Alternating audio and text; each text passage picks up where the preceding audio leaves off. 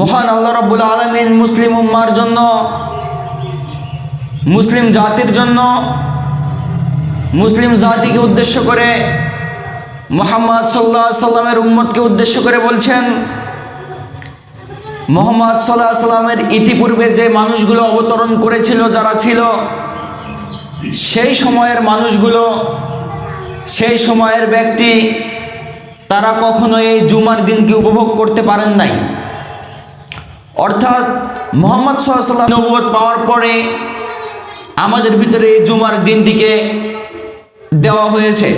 সম্মানিত দিনী মুসলিম ভাতৃবৃন্দ, এই দিনটি যে একটি গুরুত্বপূর্ণ দিন, এই দিনটি যে একটি মানসম্মত দিন, এই দিন যে মুহাম্মদ সাল্লাল্লাহু আলাইহি সাল্লাম তাদের দরবারে এই দিন যে একটি গুরুত্বপূর্ণ দিন, তার প্রমাণ মুসলিমের 595 নম্বর হাদিস, মিশকাতের 766 নম্বর হাদিসে বলছেন, ওয়া নবী হুরায়রা রাদিয়াল্লাহু তাআলা আনহু قال قال رسول الله صلى الله عليه وسلم خير يوم طلعت عليه الشمس।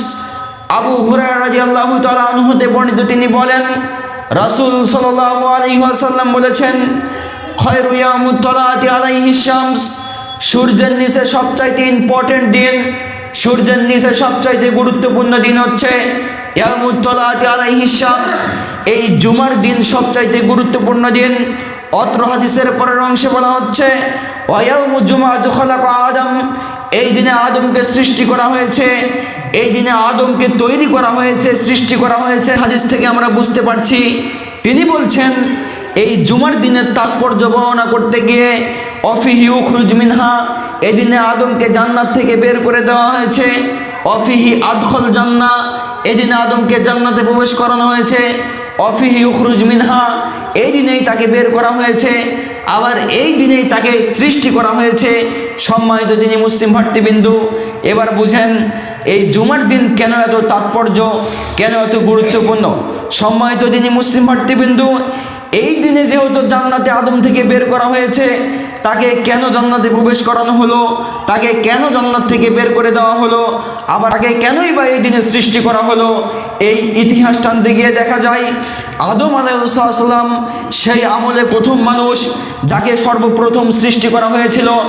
সুতরাং পৃথিবীর যত কোরআন হাদিস রয়েছে, পৃথিবীর যত ইজমা তাহকিক তাহলিল রয়েছে, পৃথিবীর যত আমল ইহকার রয়েছে, পৃথিবীর যত তাবে তাবেঈন রয়েছে, সাহাবী থেকে সাহাবী সাবিঈন রয়েছে, সকলেই বলছেন যে যখন আদমকে সৃষ্টি করা হয় ওই সময় পৃথিবীতে জিন ইনসান ছাড়া কোনো মানুষ ছিল না, এই আদম এবং জিন ছাড়া কোনো মানুষ ছিল না। ওই সময়ের ইতিহাস, ওই ঘটনা আপনারা শুনেছেন ইতিপূর্বে।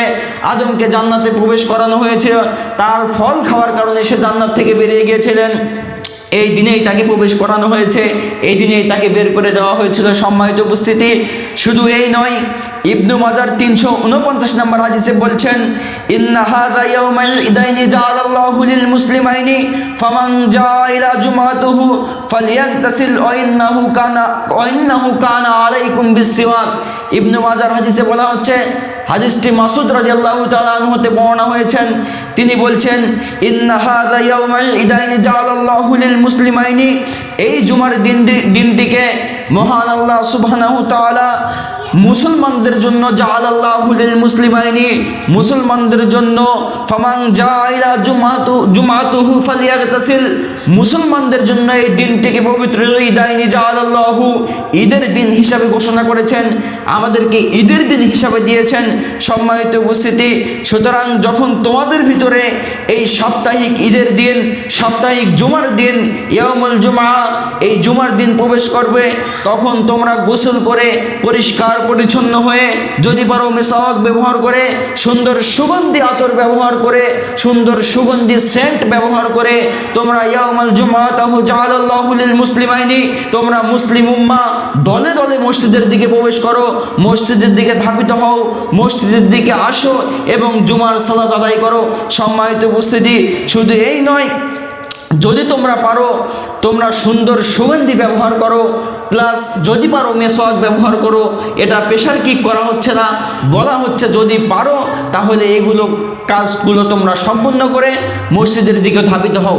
সম্মানিত দিনী মুসলিম ভাতৃবৃন্দ, আমি আপনাদেরকে বলি, সূরাতুল জুমার 9 নম্বর আয়াতে বলা হচ্ছে, এই জুমার দিন সম্পর্কে, ইয়া আইয়ুহাল্লাযীনা আমানু ইযা নুদিয়া লাকুমুস সালাত, হে ঈমানদারগণ, হে ঈমানদার মুসলিমগণ, তোমাদের ভিতরে যখন এই জুমার দিন প্রবেশ করবে, ইলা যিকরিল বাইয়ি, সমস্ত ব্যবসা বাণিজ্য ছেড়ে দিয়ে, খায়রুকুম ইন কুনতুম তাআলামুন, তোমরা এই আল্লাহর ডাকের দিকে ধাবিত হও, তোমরা আল্লাহর মসজিদের দিকে ধাবিত হও।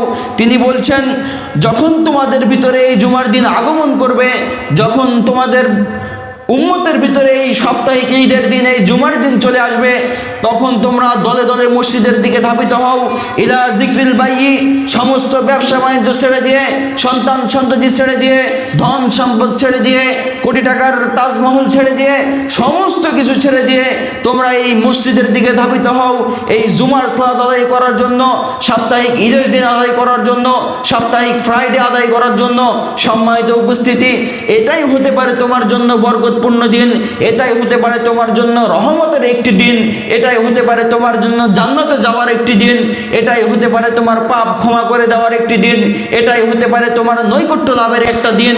এ কথা আল্লাহ সুবহানাহু ওয়া তাআলা সরাসরি বলছেন, তিনি ডাইরেক্ট বলে দিচ্ছেন, তোমরা যে যেখানেই থাকো, যে যে অবস্থাতেই থাকো, ইয়াউমুল জুমা, এই জুমার দিন যখন তোমাদের ভিতরে আগমন করবে, ইয়াউমুল জুমআতুহু, যখন এই জুমার দিন তোমাদের ভিতরে চলে আসবে, ইলা যিকরিল বাইয়ি, সমস্ত কাজকর্ম, সমস্ত ব্যবসা বাণিজ্য, সমস্ত ধন সম্পদ, সমস্ত কিছু ফেলে দিয়ে, সমস্ত কিছু ছেড়ে দিয়ে তোমরা এই মসজিদের দিকে ধাবিত হও। তিনি আরো বলছেন, এই দিনটি হতে পারে তোমার জন্য নৈকট্যপূর্ণ দিন, এই দিনটি হতে পারে তোমার জন্য রহমতের দিন, এই দিনটি হতে পারে তোমার জন্য একটি বরকতপূর্ণ দিন। সম্মানিত দিনী মুসলিম ভাতৃবৃন্দু, দেখুন মহান আল্লাহ সুবহানাহু ওয়া তাআলা আমাদেরকে আদেশ করে করে বলছেন। আপনাকে আরো একটা হাদিস শোনাই। ও নবী হুরায়রা রাদিয়াল্লাহু তাআলা আনহু قال قال رسول الله صلى الله عليه وسلم قال ينزل ربنا وتبارك وتعالى كل ليل الى السماء الدنيا حين يبقى ثلث الليل الاخر يقول من يدعوني فاستجب له من يسالني فاعطيه من يستغفرني فاغفر له متفق عليه। হাদিসটি বুখারীতে বর্ণনা হয়েছে।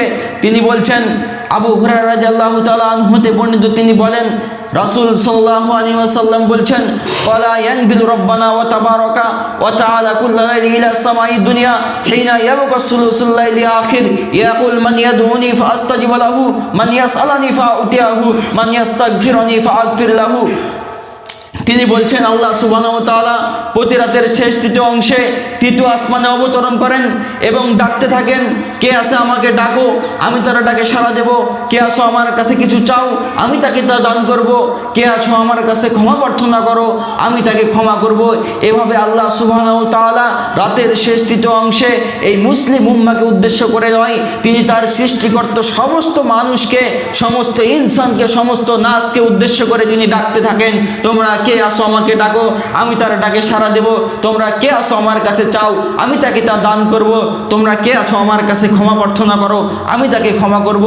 দেখুন, যদি আমাদের কাছে এখন কোনো উপর মহল থেকে হোক, কোনো সম্মানী জায়গা থেকে হোক, কোনো ভিআইপি জায়গা থেকে যদি আমাদের কাছে ইংরেজি ভাষায়, ইন্টারন্যাশনাল ভাষায় যদি একটি চিঠি আসে, একটি আপডেট ভাষায়, হিব্রু ভাষা হোক, আরবিয়ান ভাষা হোক, যেটা আপনার আয়ত্তের বাইরে, যেই ভাষাটা আপনি জানেন অথচ সেই জানার বাইরে যদি আপনার কাছে একটি চিঠিপত্র আপনাকে দেওয়া হয় যে এটা আপনাকে জামনগরে হোক অথবা পুঠিয়া মডেল থানা থেকে হোক, যেখান থেকে হোক আপনাকে দেওয়া হয়েছে, অথবা ঢাকা সুপ্রিম কোর্ট থেকে আপনাকে দেওয়া হয়েছে, তখন আপনি অটোমেটিকলি আপনার ভিতরে লোম শিউরে উঠবে, আপনার একটি টেনশন কাজ করবে যে আমি কি এমন অপরাধ করেছি, আমি কি এমন ক্ষতি করেছি, আমি কি এত বড় কাজ করেছি যে সুপ্রিম কোর্ট থেকে আমার কাছে চিঠি চলে এসেছে, পুঠিয়া থানা থেকে আমার কাছে চিঠি চলে এসেছে। আপনি সেই চিঠিটা পড়ার জন্য, সেটাতে কি লিখেছে আপনি সেটা জানার জন্য, যেহেতু আপনি জানেন না আপনার গ্রামে যে ব্যক্তি সেই চিঠিটা পড়তে পারে, যে ইন্টারন্যাশনাল স্পিকিংয়ে দক্ষ, আপনি তার কাছে যাচ্ছেন, তাকে চিঠিটা দিচ্ছেন, তার কাছ থেকে বুঝে নিচ্ছেন যে এটাতে কি বলছে দেখো তো, এটা আমাকে সুপ্রিম কোর্ট থেকে দেওয়া হয়েছে। আপনি পড়ার পরে দেখছেন আপনার জন্য সুখবর, আপনার জন্য ভালো খবর রয়েছে। সম্মানিত উপস্থিতি, এই সুপ্রিম কোর্টের চিঠিটা আপনার কাছে যত গুরুত্বপূর্ণ দিয়ে, যত মনোযোগ সহকারে আপনি মানুষের কাছ থেকে জেনে আপনার সময় নষ্ট করে আপনি সেটা জেনে নিলেন, কিন্তু আল্লাহ সুবহানাহু ওয়া তাআলা স্বয়ং নিজে আমাদের ভিতরে কোরআনকে অবতরণ করেছেন, কোরআনকে দিয়েছেন, অথচ আমরা হতভাগা মুসলিম, অথচ আমরা হতভাগা জাতি, অথচ আমরা হতভাগা মানুষ। আমরা সেই কোরআন তো জানি না, যায় না, মানুষের কাছে বুঝে নেওয়ার চেষ্টাও করি না, যারা জানে তাদের কাছ থেকে জানারও চেষ্টা করি না। সম্মানিত উপস্থিতি, সংক্ষিপ্ত সময় আপনাকে আমি বুঝাতে চাইলাম আসলে সুপ্রিম কোর্টের চিঠিটা আপনার কাছে কতটা গুরুত্বপূর্ণ, অথচ এই আল্লাহর সৃষ্টি কোরআন আপনার কাছে কোনো দাম নেই। আল্লাহর হাবিবের রাসূল, এই রাসূল আমাদের ভিতরে যেই হাদিস দিয়েছেন, বুখারী, মিশকাত, তিরমিজি, আবু দাউদ, এগুলোর কোনো দাম নেই আপনার কাছে, অথচ আপনার কাছে সেই সুপ্রিম কোর্টের চিঠিটা অনেক গুরুত্বপূর্ণ হয়ে গেল। সম্মানিত দিনী মুসলিম ভাতৃবৃন্দু, আপনি আমার দিনী ভাই, আপনি আমার মুসলিম ভাই, আপনি আমার অন্তরের ভাই, আপনাকে আমি এতটুকু অনুরোধ করতে চাই, আপনি যদি কোরআন শিখেন, কিয়ামতের ময়দানে কোরআন আপনার পক্ষে সুপারিশ করবে, এ ব্যক্তি আমাকে পড়েছে, এ ব্যক্তি আমাকে পাঠ করেছে, হে আল্লাহ, সুতরাং তুমি এই ব্যক্তিকে মাফ করে দাও, এ ব্যক্তিকে ক্ষমা করে দাও।